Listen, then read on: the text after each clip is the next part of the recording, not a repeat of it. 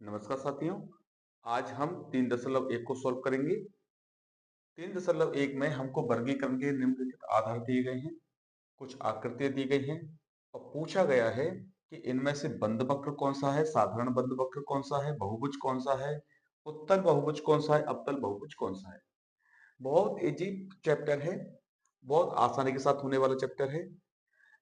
केवल हमको इसके बारे में पता होना चाहिए कि बंद वक्र क्या होता है, साधारण बंद वक्र क्या होता है, उत्तल बहुभुज क्या होता है, अवतल बहुभुज क्या होता है। कुछ परिभाषाओं के द्वारा हम समझते हैं, जैसे कि साधारण वक्र, जो वक्र अपने आप को कहीं नहीं काटता वो साधारण बंद वक्र है। सॉरी, साधारण वक्र है। जो वक्र अपने आप को नहीं काटे। अगर मैं मार्कर से कोई एक वक्र बनाता हूं या कुछ भी चिन्ह बनाऊं और बिना मार्कर उठाए उसको पूरा कर दूं, पहली बात तो मेरा मार्कर नहीं उठना चाहिए। दूसरी बात, किसी भी रेखा को काटे नहीं। ऐसा ना हो कि इसके अंदर कुछ और बन रहा हो, है ना। एक रेखा दूसरी रेखा को काटेगी नहीं। मार्कर जब चालू हो जाएगा तो जब तक खत्म नहीं कर दे आकृति को तब तक वो उठेगा नहीं। जब ऐसी परिस्थिति बनती है तो ऐसे बंद वक्रों को, वक्रों को हम कहेंगे साधारण वक्र। अब इसमें से देखते हैं भाई, क्या पहली वाली आकृति बिना मार्कर उठाए बनाई जा सकती है? देखें तो देखो भाई, अगर मैं पहली वाली आकृति को बनाऊं तो आसानी के साथ मैं बिना मार्कर उठाए इसको बना सकता हूं। तो इसका मतलब यह है कि पहली वाली आकृति साधारण वक्र है। क्या मैं दूसरी वाली आकृति को भी बना सकता हूं? तो हाँ, आसानी के साथ बनाई जा सकती है। अगर मैं दूसरी वाली आकृति को बनाऊं तो ये भी बिना मार्कर उठाए आसानी के साथ बनाई जा सकती है। इसका मतलब ये है कि दूसरी वाली आकृति भी बंद वक्र हुई। क्या तीसरी वाली आकृति को भी मैं बिना मार्कर उठाए बना सकता हूं? तो ऊपर का घेरा तो बन जाएगा आसानी के साथ, लेकिन अंदर का घेरा बनाने के लिए मुझे मार्कर उठाना पड़ेगा। इसका मतलब यह है कि तीसरा हमारा साधारण वक्र नहीं होगा। चौथा जो स्टार बना हुआ है उसमें अलग ही दिख रहा है कि हम बिना मार्कर उठाए इसको बना तो सकते हैं, लेकिन दूसरा नियम कहता है कि बनते समय एक रेखा दूसरी रेखा को काटेगी नहीं। लेकिन यहाँ तो सारी रेखाएं एक दूसरे को काट रही हैं। तो इसका मतलब ये हुआ कि चौथे नंबर का वक्र भी बंद वक्र नहीं होगा, साधारण वक्र नहीं होगा। क्या पांचवा वक्र बन सकता है? हाँ, आसानी के साथ। तो साफ दिख रहा है, मैं बिना मार्कर उठाए इस पूरे वक्र को आसानी के साथ बना सकता हूं। इसका मतलब यह है कि साधारण वक्र है। छठवें नंबर का भी साधारण वक्र है, क्योंकि इसको भी मैं बिना मार्कर उठाए आसानी के साथ बना सकता हूं। सातवें नंबर का भी साधारण वक्र आराम से है, क्योंकि मैं इसको बिना उठाए आसानी के साथ बना सकता हूं। लेकिन आठवें नंबर का वक्र साधारण वक्र नहीं हो सकता, क्योंकि पहले वाले को बनाने के बाद जब मैं दूसरी की तरफ जाऊंगा तो मुझे अपना मार्कर उठाना पड़ेगा और दूसरा बनाना पड़ेगा, और मेरा मार्कर उठते ही ये सिद्ध हो जाएगा कि ये वक्र साधारण वक्र नहीं है। तो हमें कौन कौन से मिल गए? एक तो मिल गया हमको पहला, एक हमको मिल गया दूसरा, एक हमको मिल गया पांचवा, एक हमको मिल गया छठवा, और एक हमको मिल गया सातवां। इस प्रकार से ये वक्र हैं हमारे साधारण वक्र। दूसरी परिभाषा कहती है साधारण बंद वक्र की, कि जो वक्र बंद हो वह अपने आप को ना काटे। देखो, जो वक्र अपने आप को कहीं नहीं काटे वो तो हो गया साधारण वक्र। जो वक्र बंद हो वह अपने आप को ना काटे। अब इसमें हमको वक्र ये देखना है कि कहीं से खुला तो नहीं है। तो पहले वाले पे अगर हम नजर मारे तो ये पूर्ण तरह से पैक है और साधारण वक्र भी है, बंद भी है। तो अतः ये पहला वाला सॉल्व हो जाएगा, मतलब साधारण वक्र बन जाएगा।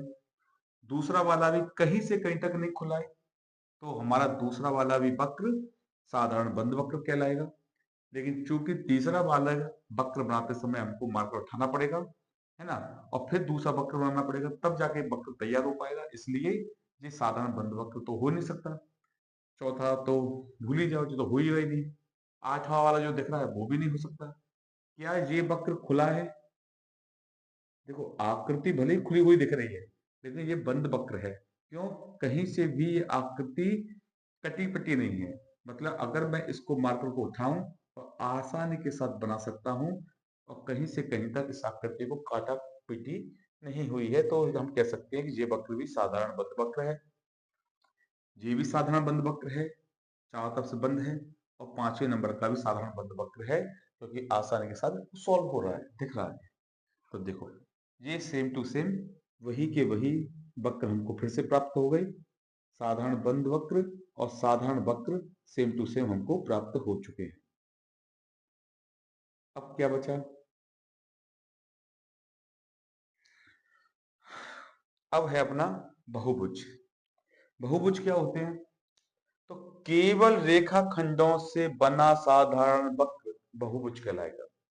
केवल जो रेखाखंडों से बना हो, मतलब रेखाएं इस प्रकार से हो, इस प्रकार से हो, इस प्रकार से गई हो, कैसे भी गई हो, रेखाओं के द्वारा बना हुआ वक्र बहुभुज कहलाएगा। इनमें से कौन से वक्र ऐसे हैं जो रेखाओं से बने हुए हैं? तो देखो, पहला वाला वक्र रेखाओं से बना हुआ है। एक रेखा सीधी गई है, एक रेखा इधर से गई है, एक रेखा इधर से गई है, ऊपर से आई हैं दोनों रेखाएं और सारी मैच कर रही हैं, मतलब रेखाओं से बना हुआ है। तो ये बहुभुज हो जाएगा, है ना? आसानी सा बहुभुज दिख रहा है। क्या ये बहुभुज है? हाँ, क्योंकि ये भी रेखाओं से बना हुआ है। क्या ये बहुभुज है? तो हाँ, ये भी रेखाओं से बना हुआ है, अतः ये भी बहुभुज है। लेकिन ये बहुभुज नहीं है, ये भी नहीं है, ये भी नहीं है, क्योंकि तीनों चारों रेखाओं के बिना बने हुए हैं। क्या आठवां बहुभुज है? तो देखो भाई, आठवां भी बहुभुज नहीं हो सकता। क्यों? क्योंकि इसमें दो वर्गाकार भी बन रहे हैं, तो इसलिए ये बहुभुज नहीं है। तो बहुभुज के लिए हमको क्या क्या मिल गया? एक, दो और चार मिल गए। पहली आकृति, दूसरी आकृति और चौथी आकृति। ये आकृतियां हमको मिली जो बहुभुज हैं। नेक्स्ट है अपना उत्तल बहुभुज। तो उत्तल बहुभुज कहता है कि वह बहुभुज जिसके सभी अंतःकोण 180 डिग्री से कम हो। देखो भाई, थोड़ा इसको मिटा देता हूं। ऐसे कोण आकृति में बने होने चाहिए जो 180 डिग्री से कम के हों। तो गोल आकृति में तो कोण बनते नहीं है, तो हमको कौन सी आकृतियों में देखना पड़ेगा? उन आकृतियों में देखना पड़ेगा जो रेखाखंडों से बनी है। हमें पता पड़ रहा है कि यहाँ पर 90 डिग्री का कोण बन रहा है, यहाँ पर भी 90 डिग्री का कोण बन रहा है, यहाँ पे हो सकता है 45 के बन रहे हैं, यहाँ पर भी कुछ कोण बन रहा है। लेकिन एक कोण और है जो नीचे की तरफ से बन रहा है और वो 180 डिग्री से ज्यादा का है। लेकिन उत्तल बहुभुज कह रहा है कि 180 डिग्री से कम होना चाहिए। तो इसका मतलब ये हुआ कि ये उत्तल बहुभुज नहीं है। ठीक है, तो उत्तल बहुभुज नहीं। क्या ये उत्तल बहुभुज है? ये कौन बन रहा है 180 से कम का? ये कोण भी 180 से कम का है, ये कोण भी 180 से कम का है और इधर का कोण भी 180 से कम का है। तो हम कह सकते हैं, नहीं नहीं नहीं, हाँ, ठीक ठीक, ये 180 से ज्यादा का था और यहाँ सारे के सारे कोण 180 डिग्री से कम बने हैं।